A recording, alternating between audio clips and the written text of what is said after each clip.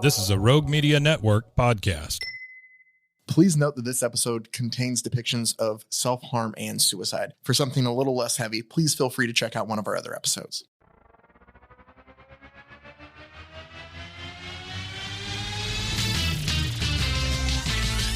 Frozen heroes. Gonna tell you about frozen heroes. Gonna tell you about comic books, costumes, facts, boots, and other stuff. In this week's issue, Mr. Miracle, Part 4. Welcome into Bros, Foes, and Heroes. I'm Zach, joined as always by Mr. Mike, the miraculous one. Hello. For at least one more week. I am miraculous. Fear me. As we wrap up our coverage of 2017's Mr. Miracle with Part 4 today, the finale, if you will. It just broke up so easily into it being 12 issues of just 4 kind of 3-issue episodes to cover the month of January. That's great. Next week, we are going to get into some romance comics for the month of February. Woohoo! And get back to some just crazy shenanigans with that stuff. Also, we have issue 3 of Beneath the Trees Where Nobody Sees coming out on the 7th of February. So we'll go ahead, and that's one that we've been covering in real time while it's come out, so we'll do that as well. But again, Mr. Miracle Part 4 today. I brought in a lot of things today, Mike, that are actually, like usually I bring in just the story we're covering itself. Right. And in some cases, it's either, it's stuff that I have printed off for us to do or digitally. Right. In this case, it's things that I own because this is one of my favorites. Exactly. And as you can tell, at least by this one, it's not as worn as some stuff, but it's got some good wear and tear on it. Sure, you can tell you've gone through it a few times. It's something that I, oddly enough, read at least once a year, if not maybe twice or so. Really? Yeah. No. Wow, that often, huh? Yeah. Huh. What do you know? I know. I'm weird. No, you're not weird. I'm comparing it to things in my life like that, like Office Space. I'll watch that once a year. Evil Dead 2, I'll watch that once a year. Hoosiers, I try to watch once a year. That kind of stuff. Mine is mostly movies, though. Yeah, so it's a weird, I don't know. Like, sometimes I get into like as we've covered, this is a very, compared to other comic books and stuff, this is something that at least is very deep, and I connect to in a lot of different reasons. So sometimes I get in a certain headspace, and it's where it feels like I need it. And so I kind of dive in to read it that way, and it just makes me, once I'm done with it, because it only takes me, a day, maybe 2. It's 300 pages, I think, in total. But it's comics, so it moves quicker. Are gigantic pictures. Exactly. Yeah. And it's something I can get through in a couple days. But it just usually, I don't know. Zach, I understand addiction. Yeah. But so I wanted to bring in some things because we're getting to them. By the way. Just to cover, I have single issues. One of them is issue 10 that we'll get into. Love that cover. It is my favorite of the alternate covers. Variant covers is what I'm trying to think of the Mr. Miracle run, and it is a very sad cover, but pretty, it is just exactly. So it is going to be, if you're listening, it is the cover art for the episode this week. Mm-hmm. It's Mr. Miracle 10. Yeah, it's Mr. Miracle 10 also if you want to look it up, but it is just essentially him crying because. This is where and we'll pick up of why the cover looks like that here in a second. I also brought issue 11 of Mr. Miracle that I have of the old Jack Kirby run just because it's an actual Mr. Miracle comic from 1972. And this stuff is super cool. But what better way to show off than the narration of how I keep telling about than to show it actually panel for panel. Now, can I meant to ask you this morning. Go ahead. And I forgot about it, but it's about comics. Yeah. So I used to run a store that sold comics and music and T-shirts and stuff like that, right? So at that time, we were dealing with Diamond Distributing, who does a lot of the comic distribution stuff. I've got a wonderful Army of Darkness poster that was the cover of one of the comic books, the green cover, and it's signed by Ash, which was really cool. Got that through that. Got a lot of. I got to hear some stories in the books about like the history of Marvel and DC. They talk about Diamond Publishing and stuff a bit. So Diamond was like the only game in town. Yeah. And then came Dark Horse and all of those other titles, and then it kind of shifted. I think there's different distributors and stuff. But they now. kind of Diamond was the big one. But you got everything through Diamond. Cool right? cool thing about Diamond is you would get a big old catalog of stuff, and you could just flip through it and just order a bunch of crap, and it was somebody else's money I was playing with, so I'd order weird stuff. But anyway, in the time that I was running that store, which is about a year, I collected a lot of comic books. Mm-hmm. Like anything that would come out, I'd probably put it aside. Mm-hmm. I'd put a copy aside for myself.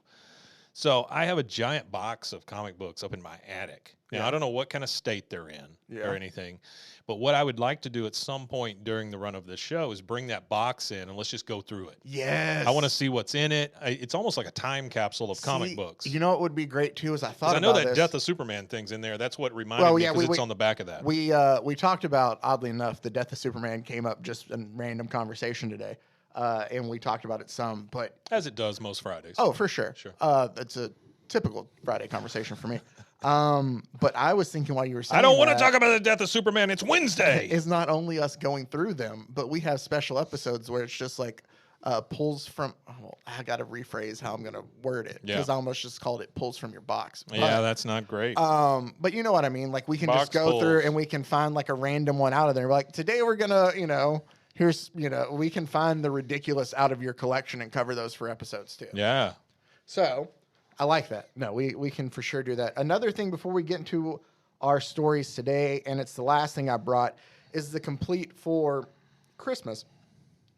I got, and it's super nerdy, but I've been asking for it for a long time. Such a beautiful cover, though. Oh, it is. This is one of 4 books that came in the collection. Wow. It is. This one's like hot pink. It is. This one's. It has. I love how I made the thong sound. That's going to pick up. But there you go. But there, now we're even. It's the whole Fourth World story by Jack Kirby. So it collects all of Mr. Miracle, all of the New Gods, all of the Forever People, and all of the Superman's pal Jimmy Olsen. And it's all in each separate book, so you can read the whole thing. That's super cool. But so this is all of 18 issues that Kirby did of Mr. Miracle. But the one thing I wanted to bring up, because I found it so funny when we covered it. I just love it. You don't bright. often see things that are so bright. And that is such a hot pink. It is. No, I love all the covers cool. because like the other spines are like it's like a neon green. They're all bright like this. Oh, very nice. But there's Kanto. Kanto. We hardly knew him. Yeah, see, you remember I can go back to the Funky Flashman story, but the thing I wanted to bring up was a couple issues ago, or part 3, when we talked about baby Jacob being born for them. Baby J, how he called him the lump. Yeah. For the whole, and how it was to counteract with. I wanted to bring up just so you could see that they referenced the baby because that's the actual lump that was in the issue. Yeah. And it was just kind of funny to me of how they found the wording to still be able to make the same. There's a picture of this lump that's laying on like a operating table kind of thing, and it's not this one. There's one a little further down the line, I think. Keep going. He's going through the pages here. Anyway, it's not that way. I don't know, it was something different. But anyway, it reminded me, and we were talking about this either yesterday or this morning. It looks like Gollum. Oh yes. It looks like and I'm not talking that one.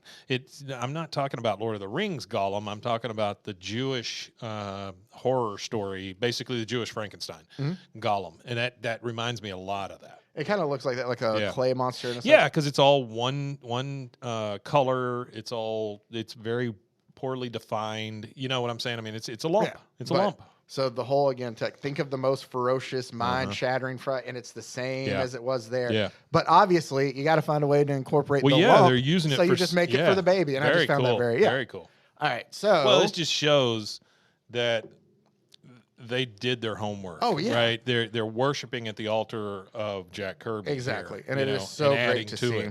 Rather than taking away. Now that I've played a little show and tell with Mike over the radio, which I know, we talked about. There's got to be a way that I can at least do with the video stuff we put out of like having pictures pop up when we go in more in depth Yeah, about something. absolutely. Of like a There's panel. definitely a doing way. that. Yeah. We'll work on that. But anyway, until then, quick recap. Black magic. Ooh. Yeah. Quick recap, just to get us all caught up from what we covered last time, is the war and apocalypse is not going well at all. They knew that, it was one of those things of a surrender, not a surrender, but a treaty is what's going to do what's best for us, kind of. We're not going to be able to win this war. So they had gone to apocalypse, they being Scott and Big Barda, to deal with these peace treaties. On Earth, they're also dealing with being parents of, I think we're getting ready. We talked about his first birthday is about to come up. Yeah. So we see essentially over issues 7 through 9, we see the birth of their first child, and then it's them having to deal with the war on apocalypse while still raising their kid. And it's them taking turns. One will be fighting and one will be at home with the kid and vice versa. And it shows each of them missing moments and just how hard it is kind of to deal with it while they're still focusing on winning a war. And Scott, who is now essentially God in this, scenario. He is a god. He is a god. Yeah. The new High Father, the leader of New Genesis, has to worry not only about his new son, but his planet as a whole, and his world as a whole there in the fourth world. So they go to Apocalypse to have this kind of peace treaty talk, and they think they've come to over it. The story in issue 9 takes place over a week. Yeah. And we see kind of the ups and downs of the negotiation. And we think that they have all these plans laid out and everything's good to go. And it ended issue 9 where Calabac comes back and tells us that Darkseid has rejected all the treaty offers that they had agreed upon. Instead, he's going to give them everything that they wanted. And all they need, or all Darkseid asks in return, is his grandson, Jacob Free, or Scott's kid, alluding back to the trade at the very first of the whole Mr. Miracle kind of story to begin with, of where Scott was High Father's original son and traded with Darkseid there too. But that's all it would take for peace, is just Scott's son. And that is where we ended issue 9. So, quick question on Yes, sir. Jack Kirby.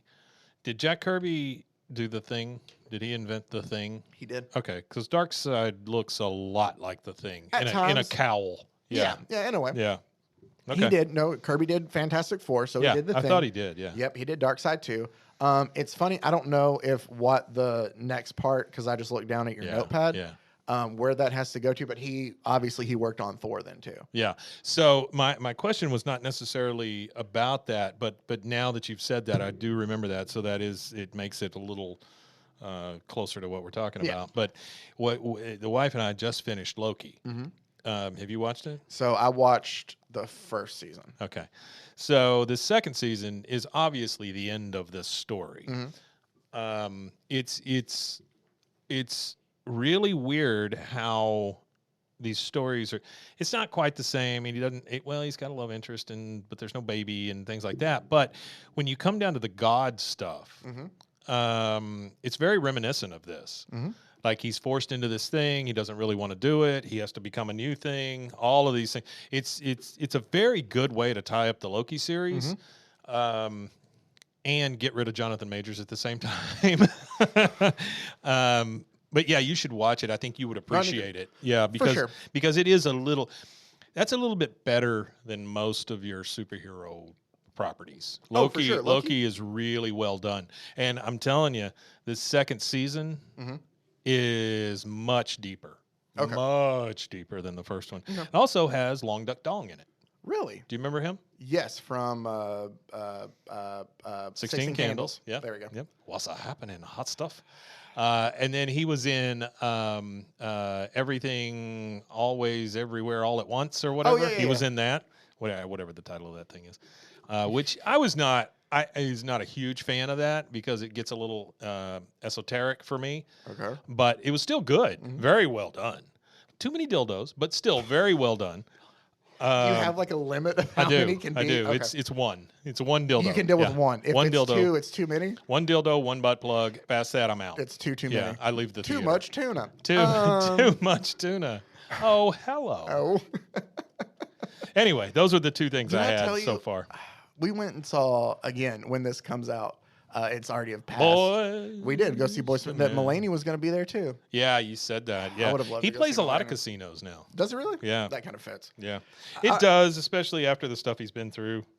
Like he's just trying to make cash at this point, I would imagine. Yeah. Yeah. I didn't realize how big a influence he was on a lot of different properties, Oh, that's like true. Saturday Night Live writer and all that kind of stuff. Yeah, No, interesting. my favorite bits were always Stefan with Bill Hader. Oh. And because he would write all the those Stefan are great. bits. Yeah, And I always loved the fact that I'm sure everybody, it's common knowledge by now, but how he would in dress rehearsal have one joke and he would switch the joke on him by the time it went live. Oh, does he? And See, so I didn't that's- know that. So that's why it That's cracked him why up a Hader lot. cracks all the time. Like Mulaney took it Ah. upon, because apparently Hader hated cracking up. Yeah. Like he always wanted to be the Yeah. professional and hated it, but Mulaney loved doing it, so he would purposely switch out jokes on him. There's nothing from dress better rehearsal than seeing too. somebody crack in the midst of Yeah. something like that. It's just so good. It makes you.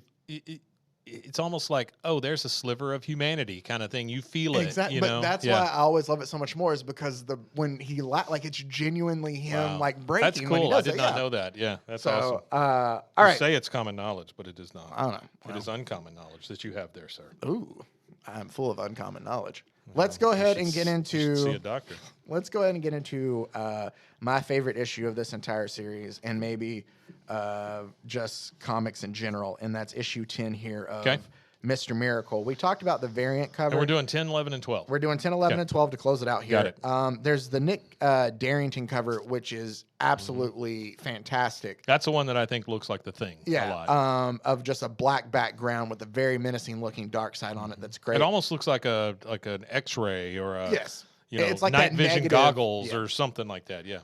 The other variant cover that I have here that Mitch like that one Gerads better. did is both great covers, but it is a very sad Mr. Miracle because we have the backdrop of it's his son's first birthday, and now obviously of him trying to figure out what do I do, save millions and millions of people, but I kind of have to sacrifice my son, and the heaviness there of it obviously causing him to break down, and the backdrop is his own son's birthday party. There's just something very, I don't know, just great about it. I don't know wanna- another way to put it. I'm not really downing this cover, the black one, but and however this comes across, I'll explain it to you. But this looks like something that one of my art students could have drawn at one time. That looks like an artist, and by that I mean this is very well done. Don't get me wrong, right? This is professional art. I get it, but there is a lot going on in this picture that somebody has to be very tuned into the character, the story, the whole thing to draw that picture. Fair enough. Plus, very rarely do you get a still picture where a balloon is exploding. Yes, and I will bring this up to you, though. It's a good thing that you bring up that you have to be tied into it. Yeah. Because Nick Darrington did all these covers, Yeah. but Mitch Gerads did all the art. Mitch did all the covers Got for it. these, too. Yeah. So if he's working with Makes the art all the sense. time, he's Yeah. able to produce Yeah, it makes total great sense. covers like that, which is, again, it's not only my favorite issue, but just favorite cover of the whole thing. People think it's sad. I think it's kind of just hauntingly beautiful in a way. Even in it's like crayon colors on the wall. Like, it's just so good. But It's very nice. Let's Yeah, go yeah, ahead. Oh, no, I love that. The drawing on the wall and all that stuff. Yeah, that's what I'm talking about. There's so much detail in that picture. it is $3.99 back in 2017 as well. Wow. So That was a lot back then. It's just $1 more now. If you want. Oh, is it really? Yeah. Oh, okay. For a variant, it might be $2. No. Oh, wait. No, I take that back. I might have paid like $6.99 the other day for a variant. Yeah. So, Jeez. yeah, I don't buy them much. So let's go ahead and get into issue 10 here of Mr. Miracle. And we have Big Barda and Scott leaving Apocalypse and Boom Tubing back home to their condo. Funky must have been watching Jacob because he's passed out on the couch. And the two of them immediately go to wake up baby Jacob. Barda's happy to see him. And you can kind of see in the background that Scott necessarily might not. You know what? Here, Mike. There you go. You can flip Well, along. now hang on. We have a lot of interference here. But So that what is- is this? Okay, so this is what they have. It's not in the actual comics themselves, Sure. but what they have in the collected thing is on the page after each cover, it has a glitch page with like some quote pertaining to So each one of those glitch the pages has issue had a quote in there. it. Yeah. So Oh, like, I didn't pick up on that. Yeah, oh, yeah. Look see? at there. Yeah. You are not to know. Oh, wow. referencing the quote in there of "You're not to know the face yeah. of God." So this one says what? The newest one. Oh, the newest one just says, "I was in a bad place. I had to escape." Okay. All right. So- I got it. But they're back now there, and Barda takes Jacob out of the crib, and you can see Scott still trying to not contemplate, but figure out what's going on there. Like, he has a worried kind of face of like, oh, shit, how am I going to deal with all this? And then we cut immediately to a bar. By the way, Barda's costume is way better than his. Well, Barda, is from, like, she had that in Apocalypse. We have to Right. think that Scott landed on Earth and just took it from the escape artist there. That's true. So we're taken to a bar, and there's like this conversation going on between three guys. We can tell one of them's Scott, but they're talking about, oh, that's all we need. We just need color. And they're drunk. It's just the picture of like whiskey, in a glass. It's just a highball glass. Yeah, and them just kind of like having a conversation. You don't see them, but you see the conversation. And they're talking about like what their team name could be, and they're basing it off the colors of their costumes. Like just a very kind of like drunken conversation the three of them would have. And then we go outside. I ever told you I went to bartending school? No. I did. And I graduated You from were a bartending mystery school. wrapped in an enigma, my friend. buddy, you got it. We see Scott outside telling his fellow buddies, like, hey, it says that the boom tube is going to be here in 3 minutes. And we see his buddies he's drinking with. It's Ted Cord, a.k.a. Blue Beetle, and Booster Gold. Oh. So this is the first actual heroes we see for a second. So the guy with the blonde hair, that's Booster Gold, That's Booster right? Gold, and the other Okay. one's Blue Beetle. All right. I was going to ask. Yep. And I love how Scott's shirt is... It's still his Mr. It's a Miracle. Western shirt, with the sewn-in pockets and stuff, but it's got still the his Mr. Mr. Miracle logo. big things Just on it. like I love how Booster Gold is wearing a Booster Gold t-shirt, Yeah, too. Like, yeah. it's just kind of funny. And then Blue Beetle's just blue. What's the little spaceship that's floating around? So that's his little. It's Boosters? Yeah, it's Booster's Oh, okay. little. I don't know if it's His like buddy. Yeah, in a way. He also has like he can time travel. Like that's Booster comes from the future. Got it. Yeah. Booster's an idiot, though, right? See, that's he's been portrayed to be as one. Mm-hmm. There's some stories where he's not that bad, and it's actually, it's nice to see a smart Booster Gold. But yeah, he's been portrayed to be an idiot for a while. Originally, I think the whole thing was, and I can be corrected here, is he came from the future and he pretended to be like, this big bad superhero there and like talked up his exploits kind of. That's the part I've always heard, Yeah. right, about Booster Gold. Yeah. But he's a lot different now. I just Okay. haven't read a lot of Booster Gold. Okay. But essentially, it's just him telling him, like, I don't know what to do. It's him drinking with his friends, like, I don't know what to do, war, man, all that. He gets home, and he just tells Barda, like, hey, I'm home. I should probably drink some water. And she's just like, yeah, whatever. Just don't poop. Or don't poop. Don't poop. Don't puke in bed. Like, Hey, kids, don't poop. And then she falls back asleep, telling him that he needs to get a cake we need to get a cake for Jake's birthday. Yeah. The next panel is it's very powerful to me because it's Scott in the shower. He doesn't talk at all. And the pictures are just him talking while Barda is just talking to him, just telling him like, hey, I don't want to have to make this whole big thing, like talking about Jake's birthday party. And so she's just going on and on about like, maybe we invite just a few people. I mean, Funky will be there, but I don't know if Funky's there, he's going to think he has to work. And she's just talking about putting together this birthday party and everything that needs to go on with it and all the things they need to do to make it happen. Yeah. And Scott is wrestling with the decision of still what to do here he's honestly, it feels like contemplating making this happen because as the ruler of a planet or this whole new Genesis, he has 6 million people to worry about. And he's trying to balance the decision in his head, and it's obviously taking a toll on him.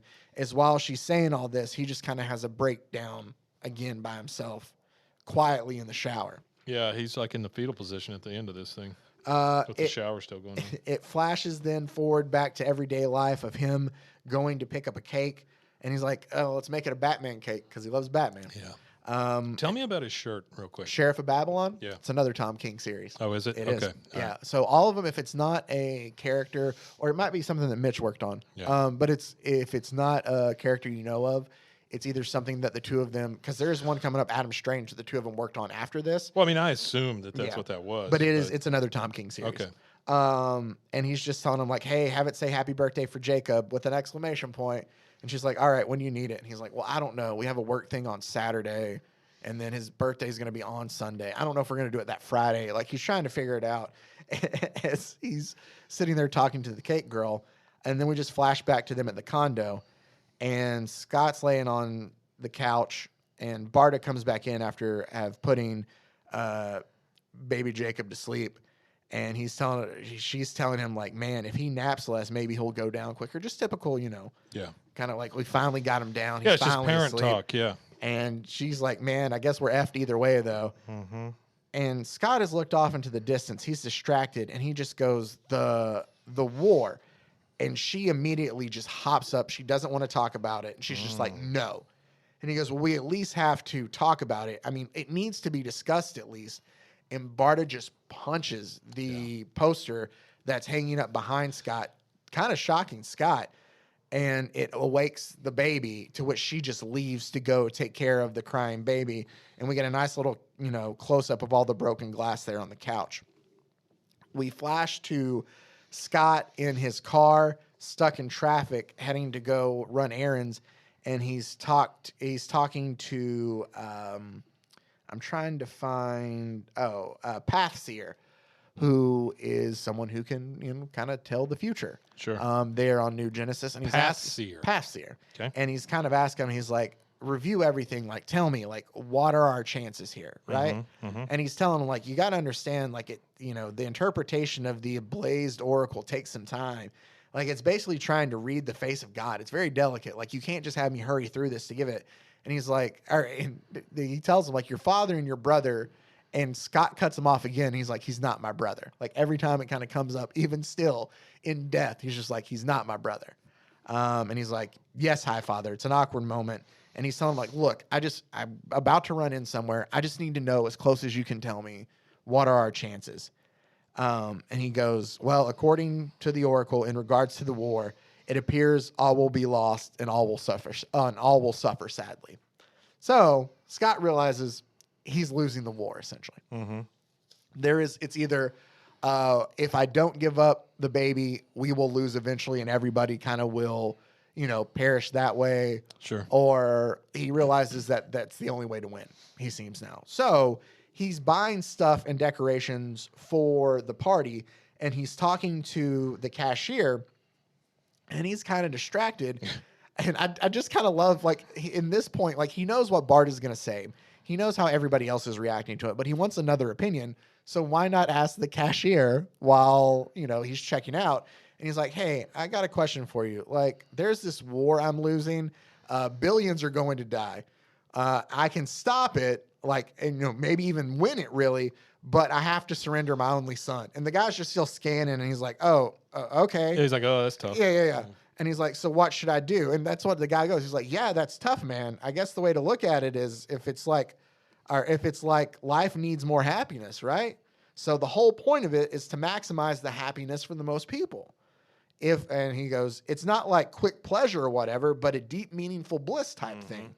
Yeah. So it's almost math or an equation, that expands like what life should be.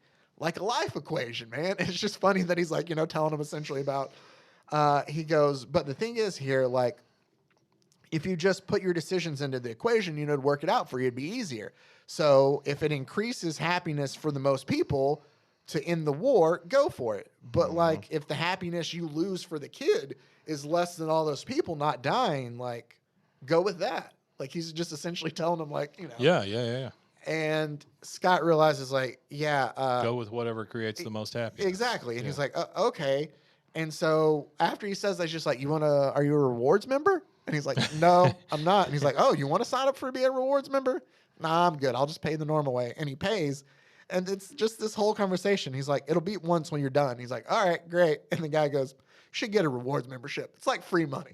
Like, that's what I really love funny. about this book is in all the little moments of seriousness is it still finds a way to add some comedy in there. I guess this is the first time that I've seen how apocalypse is spelled. Oh, yes. APOKO lips. It's spelled differently for the planet. Okay. We do see like Mr. Miracle trying a new trap, and it's like this orb with a lot of swords that go in there, and he closes the lid, and we just get a God damn it, because he didn't escape. Like, obviously now it's affecting. Did you not? Oh, you go back. Did I miss a page? There you go. I did. Yeah, look at there. So, okay. All right. And it's him just realizing, like, like it's affecting him being able to escape now. Like all of this is messing with his head enough that like he can't even like you know it's I just see. yeah. Yeah. I got We are taken to a park, and this is a very deep scene. It's really well done. Okay. A lot of these are so well done. And it's baby Jacob in the swing, and Scott just tells him like, "Hey, you were raised on Apocalypse." And Barda goes, "Yeah." And he's like, "And I was raised there too, like you, and we're happy." And she was like, "We were prisoners. Granny tortured us. We weren't happy." And he goes, "Yeah, then I know, but like now we spent all that time there. Like, you know," he's like, "Yeah, like that happened then, but we're happy now. Like, you know, we're doing well." And Barda just looks at him with a face, and she goes, "Are we? Is that why I had to find you bleeding out by the toilet because of how well we're doing?" Like, it's the first time it's been brought up this whole series then now. And it's just Jacob, like, Scott's just pushing Jacob in the swing. So yeah, you and it's get one the of those. It's one of those baby swings too. So Yeah. it's like a big enclosed thing. Yeah, so it's like one of those intercuts in between. Yeah. And he goes, "That was nothing. That's not fair. I was trying. I'm trying." And she's like, "Great. Good for you, Scott. Keep on trying." And he's like, "It's not fair. I was in a bad place. Like, Oberon had died. I had done so much, everything I'd ever wanted to do, and I didn't. I just had to escape." And Barda tells him, "Yeah, and what did I have to do? Like, I had to scrape you off the floor with strangers in the ER. I made life work while you were whatever you were doing. When do I get to escape, Scott?" And it's, you know, she's bringing up these points to him. Yeah. And he's just like, I don't want to talk about this. This is supposed to be just like all valid points on her That's a part. hard ass is, conversation that yeah. happened all of a sudden. And yeah. he's just like, "This is supposed to be about the war. We have to talk about the war." And she's like, "And what are you trying to escape from exactly?" Like, she's not letting him have this conversation that he wants to. And she thinks it's all about her. And he's like, "No, it wasn't. It's not." And she goes, "You're dying to get away from me, and I should run from that. And instead, I have to. All I can do is take care of you." Like, she's having kind of her little moment, and Scott's realizing, like, this isn't what I meant by all this, like he wanted to. And she just kind of flat out calls him a selfish bastard. And she's like, "Did you ever think for a second, kind of, you know, just think like what you can do? Like, stop and think. Yeah. Don't Yeah. just give up," kind of. And he's like, "No, I wasn't trying to hurt anyone." And she's like, "Well, good for you. I know that there's the expletives in here, but it just." Well, she's also telling him, "Good for you that you're working your shit out, but what about about me? us? I don't get to Exactly. work my stuff out. I have to take care of you the whole time." But yeah. you can just tell like how emotional she is in there with it. It's like, "Aren't you?" Or she goes, "Aren't you the god hero of New Genesis? All praise Scott fucking free." Like, Yep. she is just letting him have it, and he's just like, and she goes, "So you're all messed up, and I'm still with you, so that makes me messed up too. And you want to give that to our kid so we can win some effing war? You know, kind of what's wrong Yeah. with you?" And he's like, "We got through it." And she goes, "No, we didn't. We are it." And she grabs the baby and she leaves. And Yeah. he's left there He's just left under the little Yeah. swing saying, "Barda, Barda." just by himself. The next Yeah. thing we get, That's rough. it is. She's so big. She is. She's by very the way. big. Well, She's a very tall lady. she is. Hence the name Big Barda. Yeah. We then get cut to the birthday party that Yeah. they're putting together. And I love how the middle panel is kind Yeah, of it's the messed up. squiggles Yeah. while they're doing it. I And like Funky's pants. well, yeah, They're like patchwork quilt it is. pants. And this is another reason why not only the story that's told here that's so good and why it's my favorite issue, but just everything else, because we kind of teased it a little bit, but this is also the issue they decided to do the Jack Kirby and Stan Lee stuff. But so they're hanging up the banner, and Scott just is like, "You know, I'm a god. I'm supposed to know what to do, and I don't know anything." And Funky tells him, he's like, "Hey, we've kind of covered this before. Did I ever tell you the story about that one god, the Star Eater, which is supposed to be Galactus?" Okay. And he's like, "No." And he's like, "Well, there's this Star Eating god." Wait, has he already told this to Jack? Huh? Has he already told this? No. We've talked about this briefly. Okay. He's Because telling it was bringing yeah. yeah. I mean, he's telling him, he's like, "Is this, you know, he's this star-eating god, Star Eater, and he has this helper, a dog that finds the stars, the golden retriever." And he's like, "What? Where is this from?" And he goes, "Me and Jacob came up with it together. We have, you know, story time every day. Smart kid, good imagination." And he's like, "Funky, he can only say like 6 words." And that's where he's like, "Genius Jake doesn't have to talk. Funky talks plenty. He provides all the imagination, and I just do the words." That makes sense, especially when you know the relationship behind the Exactly. scenes. Yeah. So Then on the next panel, we have very crudely drawn animation, which I just kind of love that it looks on notebook paper too. Oh, to these tell are the whole great. story. Yeah. And it tells the story of the star-eating dog. And he goes, so one day, the golden retriever finds a star for Star Eater. But oh no, the star is our sun, and Earth is in dangerous peril. Star Eater descends upon our star. Nothing can stop his outrageous appetite. Our son, S-U-N. S-U-N, Not S-O-N. sorry. Yeah. Yes. Meanwhile, on Earth, a young boy, Jake Jones, finds the dog. He gives it pets and treats. Says doggy. And woof. I love. Meanwhile, in space, the sun, S-U-N, is dying, and it shows like the Star Eater eating the sun. And then it cuts back to Earth. Meanwhile, back on Earth, Jake Jones and the Golden Retriever are friends. You see, Golden Retriever is from a planet where no one plays with dogs. And here, he finally finds comfort and companionship. So the Companionship. companionship. Yeah. So then the Golden Retriever finds Batman using his nose of knowing. Yeah. Which I feel is another Stan Lee reference because Stan loves him some alliteration. His nose of knowing, and he tells Batman how, even though it's an N in a case still, and he tells Batman how to defeat Star Eater by using the lamented laser. Like it's very much Stan bravado kind of dialogue in there. And he goes, and Batman uses the laser on Star Eater, saving the day. Meanwhile, Golden Retriever finds a home and love. Yeah. And so Scott's like, what? And Funky goes, you see, it's all right there. Now you know. And Scott goes, I know what? That I have to buy a dog? And it's against condo policy. Like he's missing the point.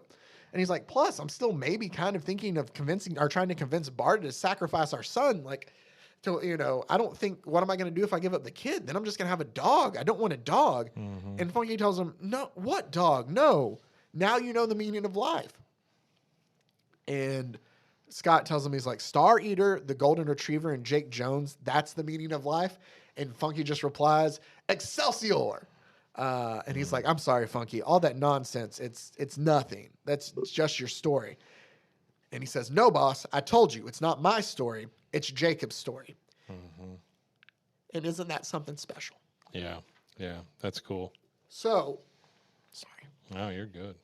So we get to Scott walking into the next room, and Bart is sitting on the couch already. Yeah. And This is a he's just- scene that should be very familiar to anybody who's had a baby Yep. because you cannot keep those fuckers down. And that is that's what he's telling me. He's like, I Yeah. swear, he goes down for like 5 minutes or like five Yeah. times, and I tiptoe out and he pops back up. And he's like, anyway, he's down for now. So he kind of lays his head in Barta's lap. And the two of them, even despite the I don't know that I've ever seen a comic use 4 panels for somebody just laying on the couch. no, but You know what I mean? I mean, it's but what I'm saying about this is it's the quiet moments that count. yes, Right. And that's what this is showing. It's 4 panels just showing you. It's just the quiet moments. She's on her phone. He's laying in her lap. They're just kind of together. exactly. You And know? it's a nice moment, even given the last time we saw the two of them was a big blow Yeah. up fight. And he just tells her, like, I love you. And she just replies back, I love you too. And he goes, so I thought about it. Hang on. What's this on his shirt? What's the bird thing on his shirt? I don't know. It is something, but I don't know. Yeah, it's one of the. It's somebody. I don't know. It is. I can look it up later, but That's fine. I don't know all of them. Thunder Falcons. Thunder Falcons. I don't know. I made that up. But he tells him, like, I thought about it, and he has two, like, this war, he's going to win, as in Darkseid. He's like, he has too many armies. We have too few. He's going to fight, all that. So I'm going to bring Jacob to him. But when the moment comes, when he's right there, instead of giving him the kid, I'm just going to kill my father. Yeah. And I love the whole thing is Barta doesn't stop. Like, she's on her phone the whole time. Like, she's listening, but Scott's just telling him all this. And he's like, I know it'll be mean. I can't. I'll probably lose and die. Like, Scott's just already been like, I know he's going to, like, he's going to crush me. I get that. But maybe, Granny said that there's this prophecy that I could be the one who killed. Like, maybe she's right. And then, and maybe I can fulfill it. And then we can have the party. And she's like, sounds good. I'll come too. And he's like, okay. So they have this very sweet moment, the two of them, of where she sets her phone down and they use the quiet time for maybe a little something else. Yeah. But it makes sure to finish the very last panel what the dark side is. Well, you get a lot of the tracking issues also between the panels. Yeah. As we're doing it over the Kirby, it's true. They're in business, and what a business it turns out to be. Life and death set to music. Mr. Miracle, Big Barda, and a force so malignant and evil that it threatens more than just the greatest show off Earth. And it ends with a dark side is. And that will be the perfect place for us to go ahead and take a break. Dedication to Steve Ditko back here. That's kind of cool. So that is also why I love the individual issue. Also, this failed Bobcat Goldthwait show. But why I love the issue 10 so much too is not only is it's the issue, at least for me. Yeah. It's the issue of a lot of the Jack and Stan stuff. Yeah. And with the in memoriam for Ditko, who passed away there too, that's another artist that's kind of included there too. So this one issue kind of has I don't know. Yeah, it's cool. I'm a weird comic book nerd. No, it's cool though. Yeah, I like it. But this is the perfect place for us to take a break, and we'll come back and do issues 11 and 12 right after this. Watch out.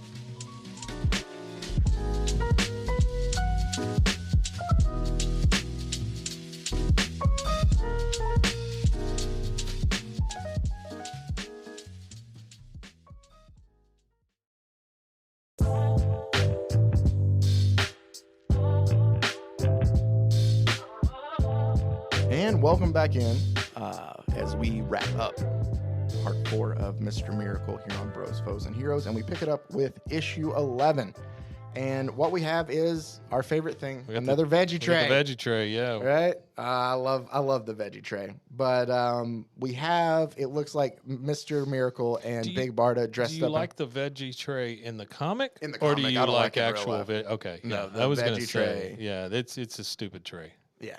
It's usually all broccoli, cauliflower, and I don't know, even the carrots, there's not a whole lot of them. No. And I'm just not a big carrot fan. I'm not either. And then celery. Celery is a waste. But It takes more calories to eat celery than is actually in the celery. Yeah, but it's nice to bring something along if you need whatever. Bring some I donuts. also love that they're getting ready to boom tube out and they realize, oh no, we forgot his Batman. Like he's going to need his Batman. So they run back to the crib to grab it before they head to Apocalypse. He needs his wubby. He does. And they show up, and Barda is greeted by Lilani, who's another one of the female Furies. Yeah. And she's just kind of happy to see her. And she's like, hey, I'm here supposed to check you for weapons. Not like there's anything that can kill him anyway. But, that's what they have me do. And so she kind of pats him down. And he's like, hey, and Scott's like, hey, I brought a veggie tray. Like, it's always something. The one thing I learned in all my years as a god on earth, never underestimate the power of a good veggie tray. Like, he's just trying to sell it. And this pissed people off. I think it's absolutely hilarious. We get 9 panels of Darkseid dipping a carrot and eating it. Yep. I like that a lot. I like it a lot, too. And it just shows just lot this of most crunching. menacing character eating a carrot. What I love also about this is when they draw Darkseid to make him just show off how just intimidating Big, he is. menacing. He takes up 3 panels by himself. Whereas it shows, just for reference, and I love the way it does that, of the cut between Barda and Scott take up 1 single panel out of the 9 grid, and Darkseid is 3 by himself on top and on bottom of them. Who is this? Is this his Oracle or That something? is Desaad. Okay. That he is kind of like his, He looks like Obi-Wan right-hand in a man pink in a cloak. way. It is Bernadette's brother. But he's kind of like his, I don't know, right-hand man in a way. The Nantucket Bernadette's. Yes. So they're there, and essentially Desaad tells them, you have come to kill our Lord God. And Mr. Miracle, I kind of love this. He just tells him, no, Uncle Desaad, we have not. Like I said, we're here to end a war. Accept his offer, the kid for peace. And Desaad goes, you were lying. And Mr. Miracle goes, fine, I'm lying. I'm going to kill an infinite god with my incredible escape powers. Yeah. I'm going to escape him to death. And he goes, sarcasm? And that's when he's like, oh, you think? It's just a very funny, even in front of Darkseid's very serious moment, he's like, come on, man. Yeah, he's trying to convince him. While he's doing it, the baby's just crawling away from them. We then see, they go back. Bardic goes, grabs Scott, takes him back, and tells him to bring him the child. So Bardic goes and takes Jacob over to Darkseid, and Darkseid picks him up and holds him up to his face. and the baby grabs Darkseid's nose and goes, nah, nah, nah, nah, like a baby does. Yeah, sure. And Scott goes, nah, nah, nah, that's nose. Like, some kids don't even talk, and he's pretty ahead of himself here. And she's like, what do you mean? He's just making noise. He's like, he says that noise. He's like, no, that's nose. Like, he does it all the time. And she's like, no, it's the word for cat. And he's like, no, cat is ka, nah, nah, nah, nah, nah. Kind of like, they're having this conversation back and forth while he's just still playing with. He's playing with Darkseid's nose. Yeah. Well, Darkseid gives the kid. He's got a little Batman onesie on. Yeah. So Darkseid gives the kid to Desaad, and you're like, all right. And Desaad tells him, in the next minutes, all troops will be withdrawn. The captured shall be returned. Your inspector will be welcomed. And Barda goes, and the anti-life equation? And Desaad tells him, yes, the equation.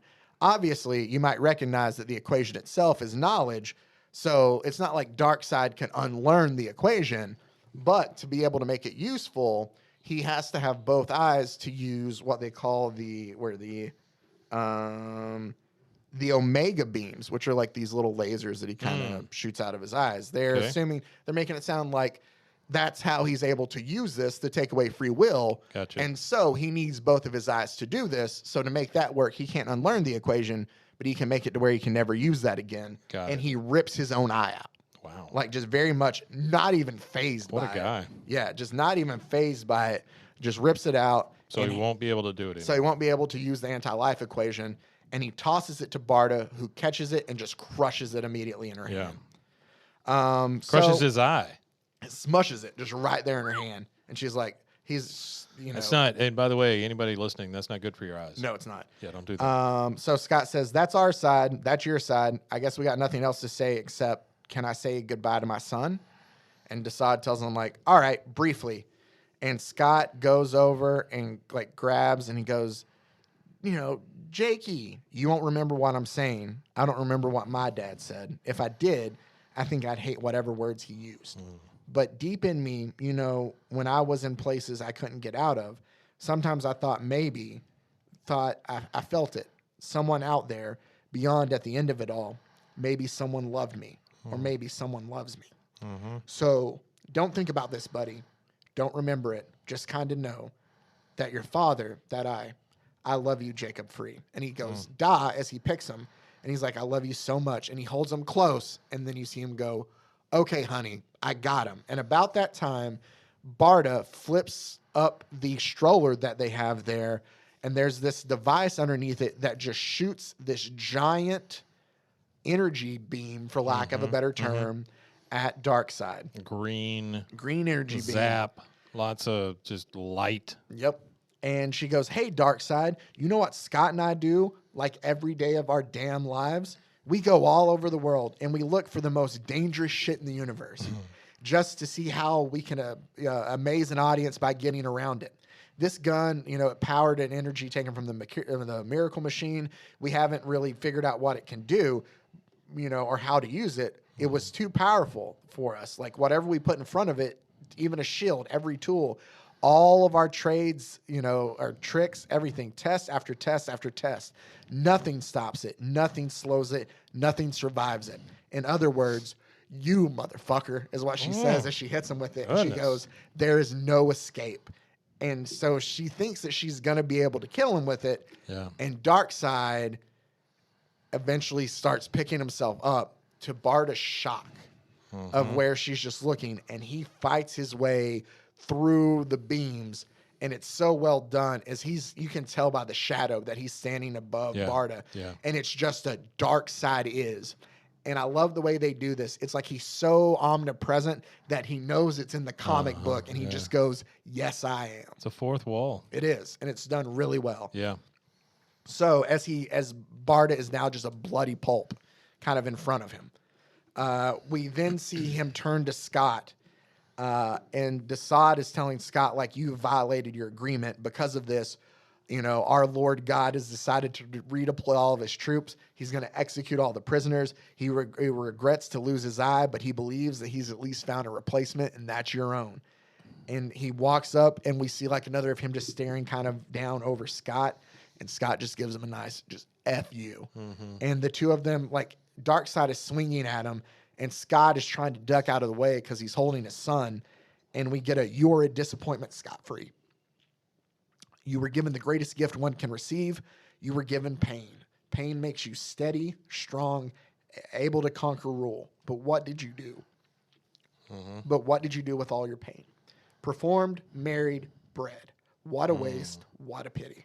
And he's just sitting there a beaten mess, kind of, in front of everything. Does this guy always speak for Darkseid? Yeah, kind of. Okay. Well, at least in this he does. Okay. Which kind of adds to it. It's kind of like the wrestlers, the big, guys who can't speak well. Like they have their mouthpiece. It's the hype guy. It's Paul Heyman. It's It's Paul Bearer. Yeah. Yeah.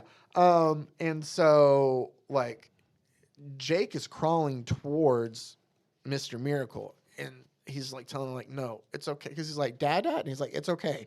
It's okay. And we have, like, Darkseid's shadow getting bigger and bigger over Scott as he's walking over to Scott, like, looking to finish it. And you just see Scott, and he just goes, I.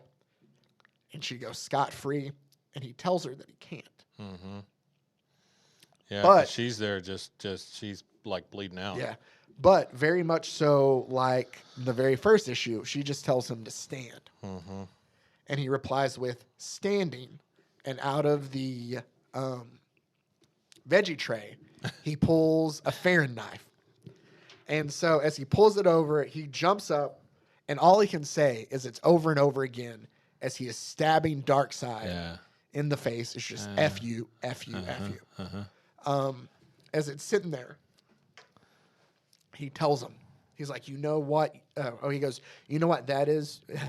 Fat F. This is wonderful. It is. Oh, I love it. All the blood spray. The emotion, like you can just feel it all. Yeah. And he's like, you know what that is? Got the idea when my kid was born. That's a Farron knife, but it's one not made of your flesh. No, that blade is that blade in your brain is made of Orion. Remember Orion, Dad? Your other boy who you killed, leaving me the body? Remember Orion, the guy the prophecy says is the only one who can kill you? Well, but Scott, you're a stupid escape artist. How could you have made a Farron knife out of Orion? Good question, Lord Dead God. He's just like sitting there just like having his moment. Yeah. And he's like, lucky for me, I knew someone who was raised making bone wine out of dead gods as a gift for dear Darkseid. Like you always said, Dad, or like you said, Dad, always marry up. And it's like them sitting there together. And I love this moment because she's sitting there and it's the two of them finally having Jacob. Darkseid is dead and they're staring at one another. And she goes, what was with all the bleep you in front of Jake? And he goes, I know. And she goes, what happened to escape this?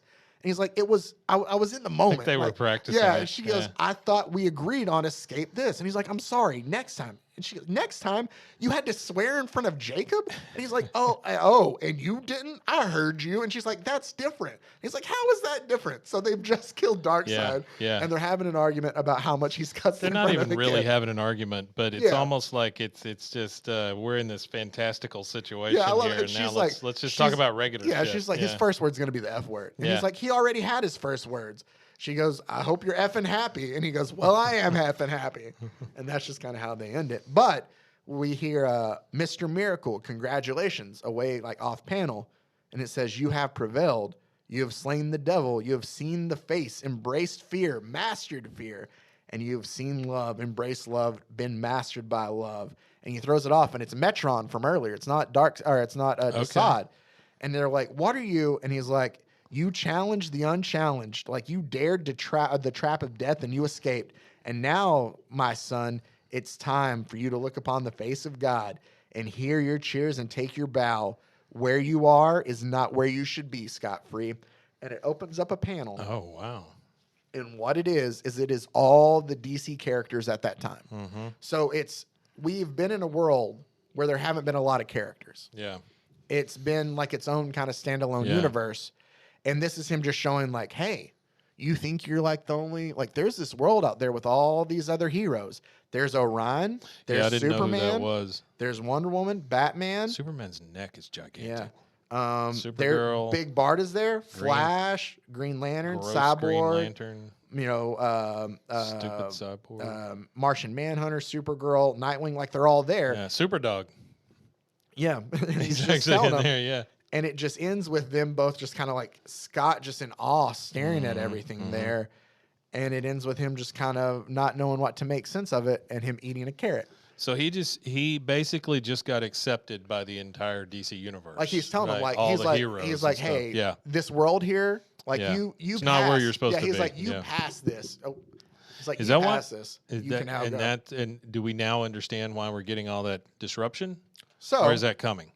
so Okay, all right, we'll got it. close out with issue 12 here. Got it. Of Mr. Miracle. And what I love about this is it starts off with him trying to escape another trap. Yeah. And the people in the audience are either people who like worked on the Oh, book, yeah, worked in yeah. DC, or it was even like hosts of podcasts that Mitch listened to while he drew it. I think I've Yeah. shown you this Yeah, before. you have. But it's Yeah, you got the people from How Did This Get Made? that's You've got, I think- Lauren Lumpkin and Paul F. Tompkins. Yeah, I love Paul F. Tompkins. by the way. And then it's like some other like that's Nick Darrington. Okay, I'm pretty sure the Yeah. Dark Side cover, that's him. Guy with the Doom Patrol. Yeah, shirt that's on. Jim Lee. I remember Jim Lee. Great Jim Lee, and Dan DiDio, who Yeah. was at DC there too. Yeah. That is Tom King, the author. Okay. That is Mitch Gerads, the Okay. artist. So they drew. With He what's drew his both ass of them. right over him. Yeah, but he drew both of them in the comic then too, which was kind of cool. I Yeah, it is very cool. thought. So, but What is we're this guy's name? Give me his name. Jason Montezukis. There you go. Well, he was engulfed in flames. It's a failed trick, but we see that it was just kind of like a dream because the alarm is going off, or what we think is alarm. It's shower noises. Bart has gotten up to go in because she's worried. Oh, that's what it is. I think it's a dream that Bart has had because she kind of looks worried, and she goes in to see. Oh, he's taking a shower. Good morning. Yeah. She's happy. We're gonna get I'm gonna say we get resolution. You'll see. Okay. He's looking at the mirror and he's getting ready to shave. And we just see a pink bubble says, "This is where you put it." And he's like, "I like it here. It matches things." And the pink bubble goes, "Do you know what I went through to get that mirror? Like death, pain, torture, all for you. And like nothing, you just hang it here in a bathroom in a condo in Los Angeles." And he's like, "Well, it had to go somewhere." And the bubble's like, "Fine, it's fine." And he's like, "We can move it." And the bubble says, "The only thing that means anything to me is you and your happiness, my little boy." Because the speech bubble, it's Granny Goodness. Because he's picturing and he's having a conversation with Granny Goodness while he's looking in her mirror there. And she goes, "I thought you'd like it is all." And he's like, "I do like it." She's like, "Oh, do you really?" And he's like, "Yes, honestly, I swear. I like knowing what it's like underneath." And she goes, "Oh, well, that's nice, but you just put it in the bathroom." And he's like, "I said, I'll move it." And she tells him, she's like, "Look at me." And she kind of puts her hand to his face. She's like, all grown up and handsome. "How could you do it to me? You see, my boy, this is real. All the rest, the death, the war, the wife, the child, this pretend life, that's all in your head. You're insane. You're making all this up to escape from me. Like, you're just making this up to try to get away from all your past trauma." And she's like, "You little fool. You had the chance. Like, Metron told you should go and join that world, and you didn't. You kind of stayed here in this make-believe place. How could you not go see me? Like, how could you leave your granny?" And it leaves at that. And he leaves out of the room, and he walks into the living room, and Bart is trying to figure out where Funky's at because he's supposed to be there to watch Jacob, and Mr. Miracle is going to call him, and about that time, he shows up. They boom tube back onto Apocalypse. I do love this where they're getting ready to boom tube, and Bart is like, "You shaved?" And he's like, "I did." She goes, "Oh, it looks nice. Thank you." And the boom tube, and it shows that it pops back up on Apocalypse, and like Bart's legs are like wrapped around like Scott as the two of them are making out, and Light Ray's there just going like, guys.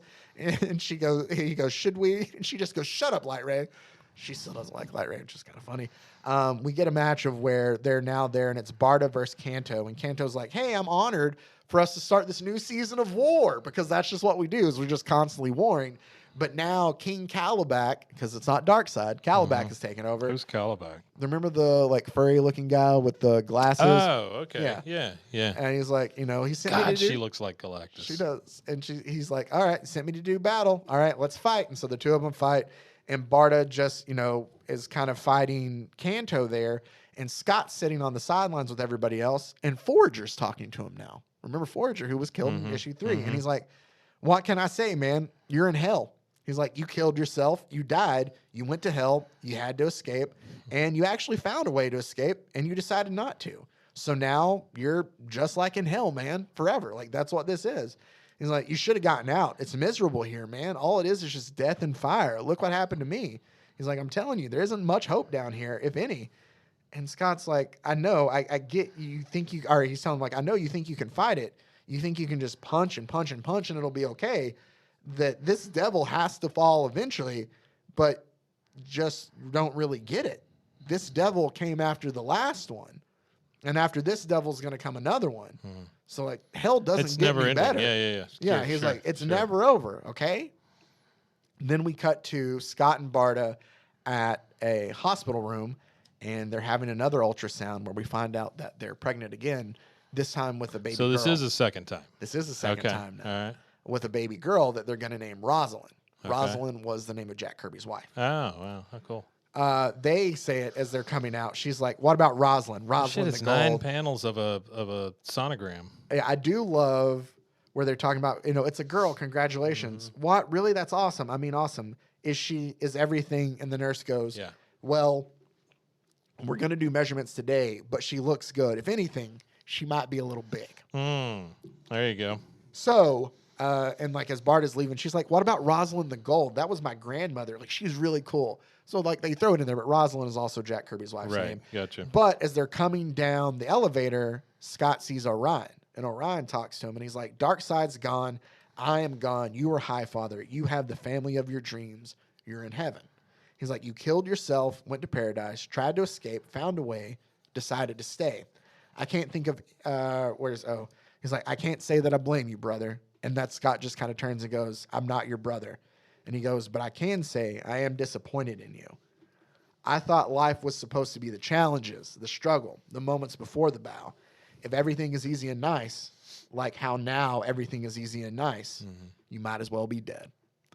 And it goes to the next of where they're kind of just driving through Los Angeles, and they're talking about how, like, oh, I love LA and I love the condo. He's like, I think we need to move. It's just, just like typical kind of conversation back and forth about things. And we get back home, and it shows that Funky is playing with Jack, and when they walk in, the words out of Funky's mouth are, with great power comes great responsibility, which is obviously his quote from Spider-Man. Right. And it looks like he's about to say Excelsior, because he just goes, and it cuts him off. Is that an Iron Man? So these are all, no, I think that's Oberon. Okay. That's Orion, High Father, Granny Goodness, Forger, When you Darkseid. start looking it's at all toys these, of the dead. Like, this looks like Iron Man. This looks like Ant-Man. I mean, if I was just looking at it from, far away or whatever, and I'm assuming that Kirby worked on all those. I know that What's-His-Face did. Yep. Yeah, Kirby worked on a lot of them as well. That's cool how they pull all the other characters And into I do this. love I like the- it a lot. Here's something I was going to try to find the audio, and if I can find it of Stan telling the story, I will go ahead and piece it in Sure. right here. If you didn't hear any audio, I wasn't able to find it, but still, there's a story. Well, I watched it. I can't remember. If it was Look at this thing. Oh, okay. I can't remember if it was a documentary or a YouTube clip that I'd seen, Yeah, but it was sure. an interview with Stan Lee, and they were asking him about the last time he saw Jack Kirby, and apparently it was at some convention or something like that. And he says, again, this is Stan talking. I'm not trying to take anything away from him, but sometimes you just have to not know, what's right and what's wrong. But Right. he comes up and he tells them, like, hey, the last time I saw Jack Kirby, he came up to me at a convention, and what he told me is, Stanley, you have nothing to reproach yourself about. And then he just left. Like, that's the thing. And he goes, Wow. I don't know what he meant fully by that. He goes, but what I took it away from is, like, we're good. Yeah. Like, Yeah. So, It's amazing how things like that fall away the older you get. yes. It doesn't. And this is speaking from experience. These things don't matter as much No. as you get older. You Exactly. realize that these stupid, petty things that you've been dragging around with you for most of your life just don't mean that much in the big scheme of things. No. And I think that that's kind of what some of it went through Yeah. there, too. Yeah. But I love that Scott comes up and he goes, hey, Funk, how did it go? And Funky tells him, me and Jolly Jake, we have nothing to reproach ourselves about. That's cool. So that's Funky very cool. leaves. It's the two of them there. And Scott picks up Jake and takes him into the other room. And we see Darkseid now, who's just sitting on the couch. And all Scott does is sing the "Hush, Little Baby, Don't Say a Word." And Darkseid, in typical Darkseid fashion, just is quiet there. But I do love we see Dasa, and he's reaching out for something. Dasa As, like Darkseid is, which I thought was kind of cool. It means like, well, maybe he's like Jacob kind of can see him. But we get back to the story from the beginning. I love how Darkseid is basically a ghost at this point in Scott's memory. But he's still able, like he's still putting his foot up on there. Yeah. That's how all these guys, like he's having conversations with all these people. Yeah, all the dead people. We get the kid from the beginning, and he tells the story again. And it says, and the son asked, what is the fourth world? And the father said, the first world is the old world, the world of my parents from which they fled. The second world is the new world, which they sought, which they found, where I came to be. The third world is our world, as it is now, in the making, the future being born. And the fourth world, my child, is my world, the world I see when I close my eyes. And then it just has the word from, like, panels from the kid, and he just says, and try to escape. And you can tell more so here that the kid, it has like a Mr. Miracle kind of. Yeah. He's got a Mr. Miracle. And I never noticed this until right now. I kid you not. In the background, and I'm glad I brought this, you can see where it says Young Scott Free. Here, sorry. We're going to put something that I just realized together right now. He's going to the pink book. I'm going to the pink book, but Kirby would have at the end, what is this, issue 12? Kirby would have at the end of some of these issues, it's 14, little stories to give you like kind of, like it would tell the current day story of Scott, and then you would get a look back at young Scott Free to kind of see his so Kirby would do this? backstory. Yes, and so there would be segments in there. I'm just trying to find one. Yeah, I got you. It doesn't have to be the certain one I'm looking for, but because I know there's one in the here. Yeah, see. And so the Mr. Miracle story would end, and they would start a young Scott Free story. Oh, yeah. And it's just a couple panels to kind of give you a background into how it was for young Scott. Yeah, that's cool. And it's the same font and everything. Yeah, in the back, yeah. Wow. Huh. You But it's just barely there. It like, is. Just enough so you know what's going on. Then we see Barda tells him, like, hey, we're out of hot dogs. And he's like, do we need hot dogs? We're out of hot dogs. And she's like, what else is he going to eat? And he's like, I don't know, not hot dogs. And she's like, do you want to risk that? So he gets up off the couch and he goes to buy some hot dogs. And I love when he's checking out, the cashier goes, no veggie tray, Mr. Miracle? That's funny. And he's like, nope, we're good today. By the way, Oscar Mayer wieners here. Yep. Do you enjoy the Oscar Mayer wieners? I don't necessarily have a favorite hot dog brand. Oscar Mayer wieners taste completely different to me than other wieners. Okay. Yeah, I know. I'm going to say wieners a lot. But they do. They taste completely different. They have a weird aftertaste? Oscar Mayer taste. Oh, yeah. No, I haven't it tastes noticed. just like their founder, Oscar Mayer. Yeah. That's all right. As Scott leaves, as Scott leaves the store, and he's walking out, we see you have had your revelation, and Highfather, it's Highfather, appears behind him. He goes, the original Highfather. The original. He's like, you understand now who you are, who I am, and he goes, as I once did, you faced the anti-life equation. It affected you, warped your world. You fought against it, almost escaped it, but not quite, my boy. Yeah. Like you were not as strong as I was, sadly. You could not make the choice I had to. But, you know, there should be no shame in your failure. Like you tried. I know you tried. And I'm forever proud of you. And Scott turns around to the ghost of Highfather now, having a moment with one of his father figures, and has one with the second one, and just decks the ghost of Highfather. And we get the same kind of F-U that he told the Darkseid. And he turns around, and we see Highfather go, Scott, and he just says it again.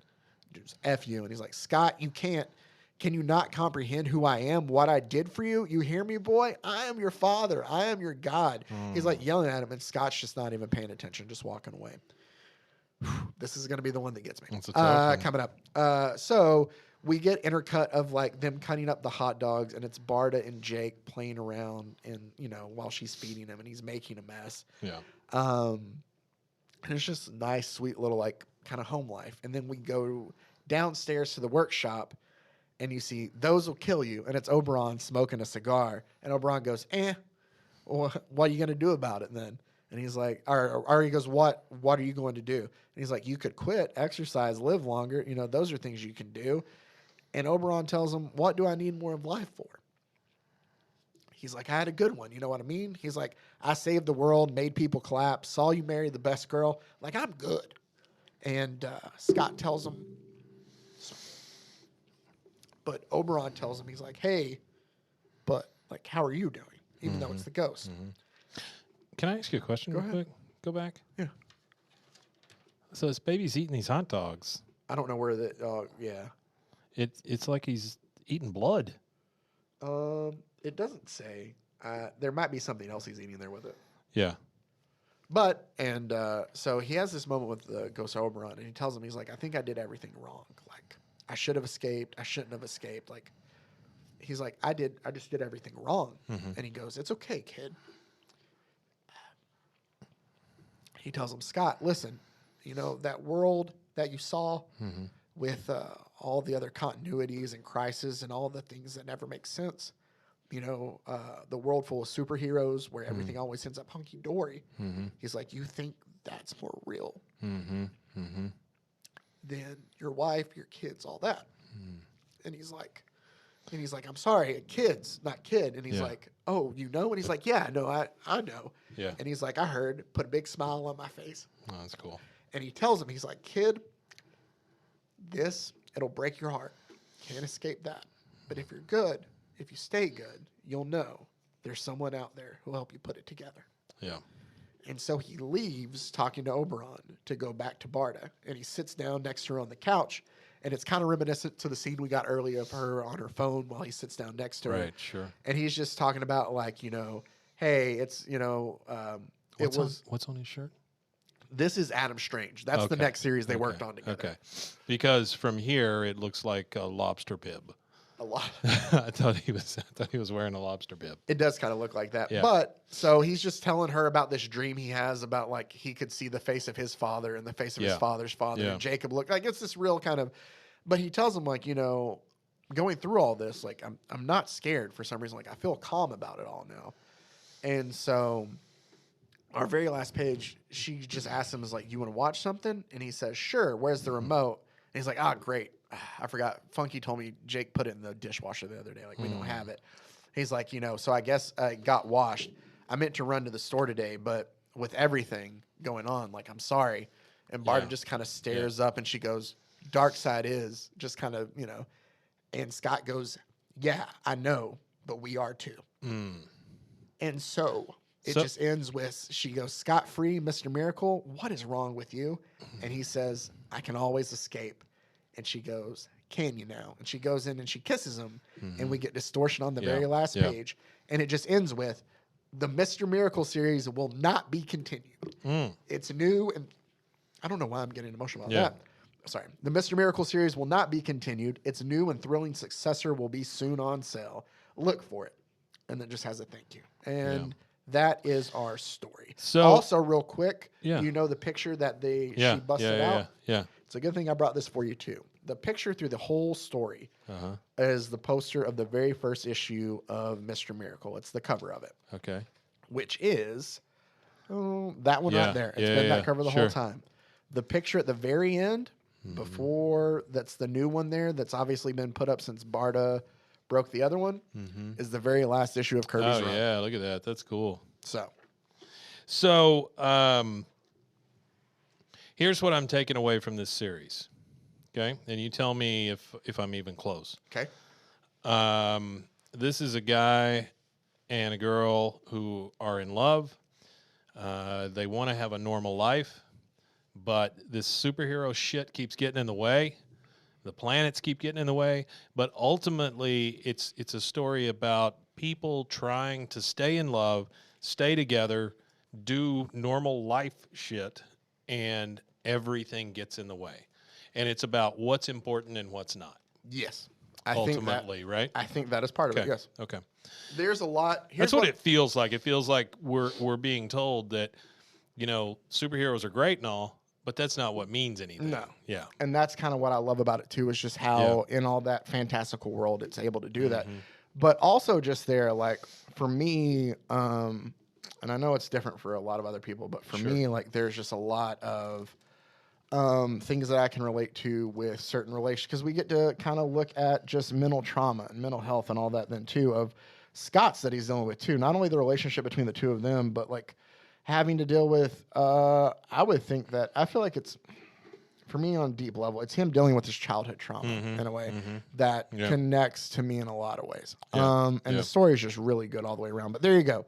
So from top to bottom, we have now covered 2017's Mr. Miracle. I remember that time when you had to go to hell, and I know it really still affects you. So It does. Yeah, It took me a lot to get out of that. sure. I found a way to say it. But there you can go. Escape. So you that's can always it. Escape. Now we can get to some less serious stuff next week as we laugh about romance comics, who, funny enough, were created by Jack Kirby and Joel Simon. For the real? genre as a whole was. Oh, I didn't know that. Huh. When they needed, so in the 50s, after the whole scare on comic books, remember about how they were bad for children. They needed other things to do, so they came up with the idea of like, hey, there's nothing out there for like, girls to read stuff either. Like, we should at least try it. And so, they started making romance comics. So that's essentially started by Jack Kirby and Joel Simon, who also created Captain America. Wow. So there you go. So we will have. It's amazing. But we're going to hunt down bad romance comics. It's amazing how talented all these people are and were. When you break it down like this, it just is amazing how many people it takes to put one of these things together, number one. And number two, the fact that you would have that deep a story in what traditionally has been a kid's medium, that I think shows the power of just writing. I think it's just the power of writing. I don't think it matters whether it was in a comic book or a novel. Yeah, and I think that's the thing. Like when I tell people, because I know that you were, when I first told you, I was like, I bawled like a baby the first time I read it. Yeah. And you're like, I never take anything away from it, but I think that's the thing. It's just it's hard from a comic. Yeah, it's hard.